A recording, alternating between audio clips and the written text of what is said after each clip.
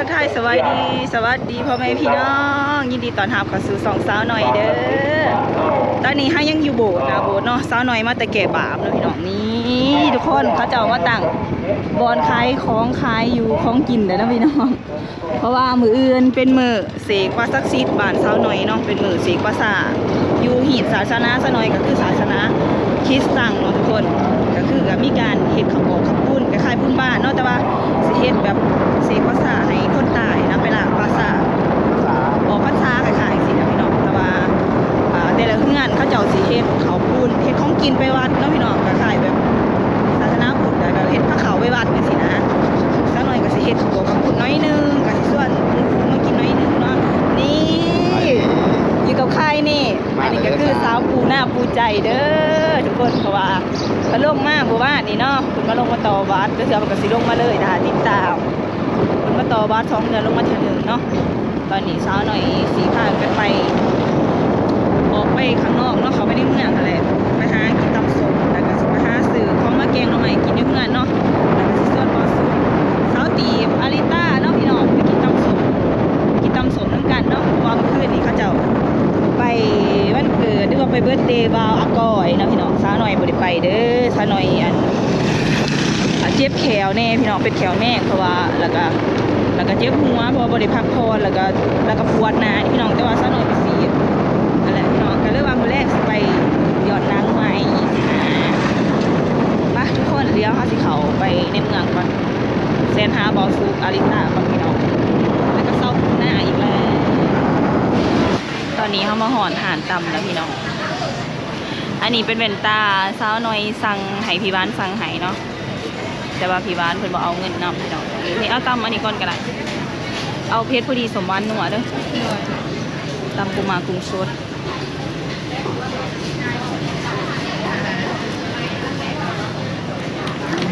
ถ้าต้องเฮียนบอกนะเนาะสั่งตำนี่ก่อนค่ะจะหน่อยเขาสิอันนั้นเนาะทุกคนถาบอสุกเพิ่นไปเปลี่ยนน้ำมันเครื่องแล้วก็อาริต้าเช้าหน่อยก็เลยสิสั่งกินก่อนนะเพราะว่าเขามาหอดก่อนสั่งกินก่อนเขาจ้ามื้ออื่นกะข้าวโบสถ์เนาะพี่น้องเฮ็ดวิธีทางศาสนาซะหน่อยก็คือตอนนี้มื้อนึงนี่ซะหน่อยแก่บาปแล้วเนาะแล้วมื้ออื่นทางกับข้าวโบสถ์รับศีลรับพรเนาะพี่น้องแบบก็บ่ฮู้สิบอกเนาะมันก็บ่คือกันเลยข้าวปูหน้าจะสิมาเลยบ่เอาดีบ่นี่จะเฮ็ดของขายลงเฟซลงหยังขายอะไรตอนนี้ว่าส่งปล่อยลาบคือเก่าด้วยว่าเฮ็ดเป็นของกินเด่นมีของมีกวางของหวานเป็นเฮ็ดอยู่เมืองแล้วก็มีผู้สร้างห้ากระดอส่งขายแบบเพจออเลอร์เนาะทุกคนสิของกินเลาะขายกับผีปูหน้าเด้อเป็นกำลังใจเพิ่นแน่แต่ว่าเฮ็ดนั่นน่ะอยู่เฮ็ด YouTube เขาจะเฮ็ด YouTube นำพี่น้องพอได้ขายเฮ็ดกินต้องอยากก็เบิ่งนะเดี๋ยวสิให้อันนั้นไอ้เพิ่งเปิดให้ก็ได้เนาะพี่พาเราอยู่ห้องเขาอยากเปิด YouTube อยากเฮ็ดจะทายเพราะว่าสั่งหลายๆอย่างดอกจะทายเพราะได้เบิ่งตอนเผาตอนยังด้วยที่น้องเบิ่งแม่นความหมายแบบบ่ได้ต้องการเงินคำหยังดอกแบบความหมายเพิ่นความหมายผีปูหน้าก็คืออยากทายลงเก็บไว้สินะแบบตอนเผาเพราะได้ให้ดูให้ร้านเบิ่งก็ก็เป็นความเราอยู่ได้เนาะแล้วเฮามักขนาดคันมักก็ทายได้สินะเพิ่นมักเพิ่นเบาเป็นเน่แล้วก็มักเฮ็ดกินเฮ็ดอยากไปนั่นไปนี่สินะเพิ่นก็เลยอยากทายนะก็ก็ลองสิเปิดให้เพิ่นคันว่าเป็นบ่ไหลก็บ่เป็นหยังสินะเพราะว่าเฮาบ่ได้เสียหายอย่างที่เฮาเปิดไว้แบบถ่ายคลิปไว้ลงแต่ละมื้อสินะไว้เบิ่งเป็นความทรงจำแล้วสิให้ไอ้เพิ่มถ่ายให้แต่ว่าตอนนี้พี่ปูน่าเพิ่นสิมาอยู่บ้านเลยก่อนนะพี่น้องเพราะว่าเพิ่นออกจากงานที่ว่าคลายหนาวเลยพี่น้องมาพักผ่อนก่อนแล้วก็สิเฮ็ดของขายอยู่บ้านกับสาวน้อยเนาะพี่น้องจะได้กับฝากพี่น้องเป็นกำลังใจให้ซองไอ้น้องเด้อบ่ฮู้ว่าสิขายยังกะไว้นี่แหละหรือว่าถ้าอุดหนุนก็ได้เด้อพี่น้องก็สิขายแนวอยู่แนวกินนี่แหละแล้วก็สิเฮ็ดแบบออเดอร์ไปส่งแบบจะเขาสั่งแล้วก็จะขี่รถไปส่งไปยังนี่นะพี่น้องก็สิเฮ็ดของกินซุกเนาะตอนไหนของกินซุกเพราะว่าพี่ปูน่าเพิ่นเป็นเซฟอยู่แล้วเนาะเพิ่นเฮ็ดเป็นเบิร์ดพี่น้องปะเดี๋ยวเฮาถากินตำสมถาอาริต้าบอสุกก่อนนะพี่น้องเดี๋ยวเพิ่นมาจังให้เพิ่นสั่งใหม่ คนก็ได้นี่หาดนี่ประจำเลยน้องเป็นหาดแม่ใหญ่สีเด้อนี่ทุกคนเต็มเลย ตอนนี้5 กระเทียงเลยนี่พี่น้อง11 โมง12 โมงนี่อย่างนี้เลยคนร้ายแห่ มาสมัครงานกันเลยว่า ที่เป็นยักษ์เสือ สมัครงานตอนต่ำเนี่ยมัน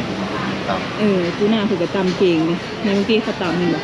เขาก็มีสูตรเขาเบิดจากก็มีอย่างกระเหตุที่สื่ออยู่ค่ายดีอยู่นะฮะแต่กระบอกปิ่นกันนี่ลองมาทำระเบิ้งถ้าต้องการพนักงานอยู่ได้ ต้องต่ำ แต่ว่าบอกเขาเปลี่ยนกันตำกันแล้วถ้าแต่ตำเป็นจะมีความสามารถจะกระตำสินะนี่คนร้ายแห่งเนาะก็ลองไปทำเบิ้งเยอะ ตอนนั้นจากไอ้เห็นยูทูบในไลฟ์กูว่าอยากเครียดนะหมักทายหนังไทยในโลกพอเขาหมักไปหล่อหมักไปหมักมากเพราะอะไรเย็นออกเย็นเสียนะก็ไปตามแคไปอุบลไปนั่นไปนี่จะกินเห็ดหยาใช่เพราะอะไรก็เบิ่ง ได้พี่เนาะมาแล้วค่ะเราสั่งกินก่อนนะคะอุ้ยมาเด้อพี่น้องแสบเหมือนกันแสบอยู่ว่าซะแม่ แซ่บ นางซูงเนาะ ตัวใหญ่ มาเด้อพี่น้องคุณได้เห็นคลิปนี้จากหมูคอมเมนต์บอกไงเด้อจ้ากุ้งสดค่ะเขาท่านกินเลยนี่กินสมก่อน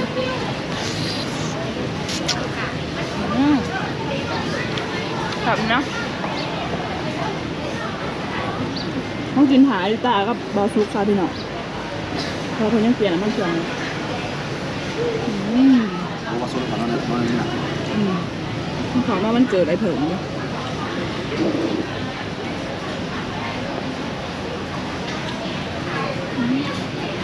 อร่อยมากเลย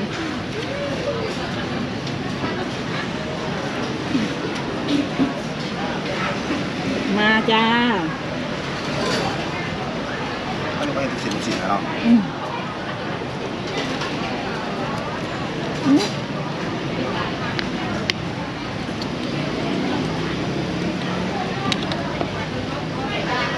วันนี้ไล่กลับมาไล่ดูนะเนี่ยว่านั่นนี่ เกือบ2 ค่ะ ก็สิ่งการที่เรา ห้องกระทงอยู่ไทยถึงแล้ว12บอก นั่นเรื่องแต่ว่าการตามที่นี่กำลังจะถึงใหญ่เลยก็รักนี้รักที่ไม่ โอ้เป็นเสียเนาะเจ้าสิได้จัดบอเนาะ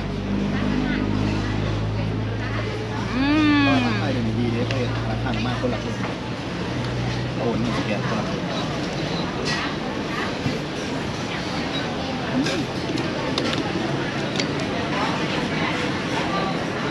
อร่อยมาก แล้วก็มีน้ำซุปด้วยค่ะ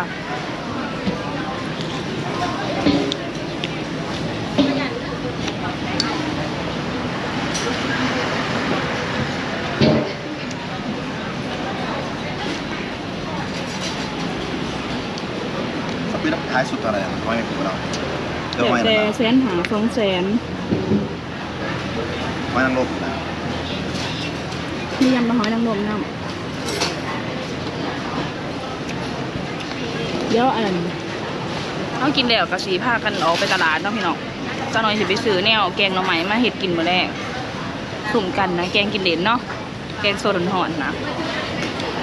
แต่ก็จะไปซื้อแม่งยังก่อนแม่งบอกมีแต่กินตำส้มเลยก็ซื้อผ้ากันเขาไปตลาดเนาะพี่น้องแล้วก็ไปซื้อของแกงหน่อไม้มาเห็ดแกงกินเนาะ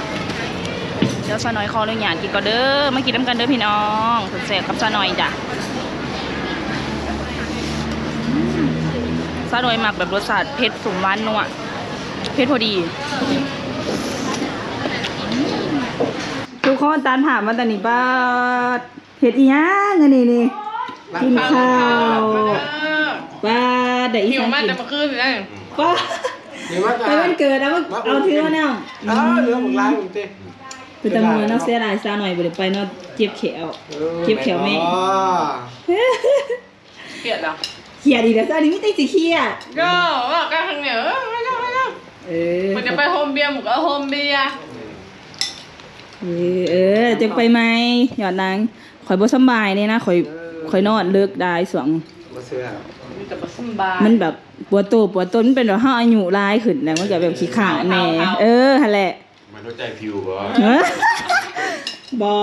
ยังแข็งแรงสดใสคือเก่า ใจผิวทั้งของ ไอ้ตุ้ยเพิ่นก็มาดินเนาะพี่น้องไอ้ตุ้ยดอขึ้นเนาะ น่ะอาใส่ เป็นน้ำเฮ็ดทรงผมใหม่บ่ เขาได้ขาตั้มอ่ะ สิพากันไปใช้ต่อนี่ เดี๋ยวไปกินตั้มกัน บอซุปเพิ่นไปเปลี่ยนน้ำมันเครื่องซะหน่อยออกมาก่อนเนาะกินก่อนแล้วก็ออกมาก่อนบอกให้เนาะให้ติ จะมายังไง พม่าเอาเครื่องในโดด บอกว่าเราแล้วเราอยู่ไหนของ เขาลืมเอาในโดดจ้ะ บ่นะ อีหยัง บ่มีรถเจ้าค่ะขอบ่มี นี่อยู่ อืม เครื่องไว้ไหนดิ เอาเครื่องให้น้อง ผู้ใด มื้อนั่นแหละที่เป็นจีกูจะแ เบิ่งแหน่ฮะก็จะได้นอนหายได้คืนนี้ โอ้ย เบิ่งได้เบิ่งได้ เขาก็บอกกินนี่โอ้ นั่งเซยเราอยู่หานเบียร์นั่งซื่อ ซึ่งจะได้เห็นเราติดอยู่ในคลิปไอ้ตุ้ยอยู่อายุสิโยไอ้สิโย เดี๋ยวมันยมมันเสียเลยเนาะ ร้านผ่ามันตอนนี้พี่น้องข้างในก็มาเหือนแล้วท่านมาเหือนหรอกมาแวะหาพี่น้องเนาะหาตำส้มนี้คือการที่เรามาอุดหนุนเถอะวะเพราะว่าสิมากินอีกอยู่ก็เลยไปเซกินเซก่อนสิ อัน กิ นี้ น คน ดี ตำแล้วก็งามเนาะ สิกินดีบ่ตำอีก กินอีกสมอง อิ่มนะเบิ่งสิพาไปเบิ่งหาดสิมารีวิว อันนี้เป็นหานพี่น้องสาวหน่อยเด้อพี่น้องมาอุดหนุนเพิ่นอยู่แต่ว่าไปเซก็เลยไปกินอยู่เซอันหนึงนี่แล้วก็มีขบเบิดไหน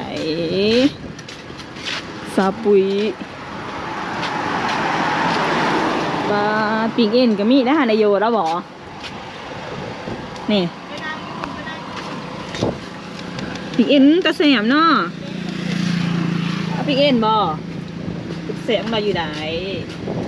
ดูโซดูซี่ทั้งโคกเอาบ่กินบ่น้ำซาอนุ กินเบียร์ ที่สิกินเบียร์จะก็บ่กินซะแต่ก็สิมีซานมเพิ่มอีกเนาะพี่น้องซานมซาเขียวอุ้ยของโปรดซะหน่อยได้นี่แล้วก็น้ำมะพร้าวค่ะเอาบ่ดีอันนั้นค่ะเมนูแนะนำเพิ่นมีปิ่งปลาหมึกกุ้งเผาแล้วก็หลวงหอยแครงแมงกะพรุนหัวกระสุนปรุงใส่น้ำปลาก็มีจ้าทอดเอ็นไก่ทอดเฟรนช์ฟรายนี่เป็นเมนูทางหารพี่น้องเป็นเมนูใหม่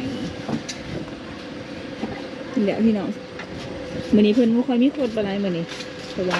เขาจะเอาเฮ็ดงานบุญกฐินแหน่แถวนี้เพิ่นไปถึงนี่ทางไปจะประสาทในบุญกฐินหลายเนาะพี่น้องก็เลยเป็นเงียบๆไว้นี่ที่จริงหันเต็มเลยคนคือมื้อเต็มคือมื้อแบบตามบ่ทันแบบนี้พี่น้องและคลิปนี้ซะหน่อยกับบ่มีหยังหลายนะว่าสิไปแวะตลาดไปซื้อหยังมาแกงหน่อไม้หั่นไอ้ปูนาว่ามื้ออื่นซาจังแกงก็เลยบ่ได้แวะตลาดได้บ่ได้ซื้อซ้ำกลับไปแวะหาพวกอาริต้าน้อยนึงน้อยยังห้องพี่น้องซะหน่อยก็เลยออกมาบ้านเพราะว่าฝนมันสิตกเลยเฮ้ยลมพัดเย็นสบายนี่ตูบเรากระเดือดดีเนาะสปูน้ำมาสุดนี่งามเนาะหนาไซส์เนาะใส่ขีดยังเด้ กันเยี่ยมีน สแกนิเยมีขาวนะสาว ใช้กันโบการอ้อมล้างอยู่ตรงนี้ น้ำหนักขึ้นในคืนอยู่บ่ นักกันว่าโลกไหนตอนนี้มันกระโดดเกิดขึ้นโอเค จอยลงหน่อยหนึง กินยังไงนี่ก็อิ่ม หนาต้องงามนะตุกุอยู่เนาะ มาเพื่อน ปกติซุปเซ่อะไรแบบนี้คลิปนี้ซะหน่อยก็สิลาพี่น้องไว้สำนี้เด้อพี่น้อง ไปเดินจ้า เดี๋ยวจังไรลืมบอกทางอดีตาเบื้อนก็ได้เพราะว่าสิตั้งช่องYouTube ให้พี่ปูนาเนาะพี่น้องจะได้กับฝากพี่น้องไปติดตามสาวน้อยกับพี่ปูนาเด้อว่าสิเฮ็ดหยังขายแหละมื้อผู้แลวุ่นเสกภาษาแล้วผู้ใดจักสิพากันเฮ็ดแนวอยู่หยังกินขายเนาะป้าพี่น้องพอกันในคลิปหน้าเด้อสบายดีบ๊ายบาย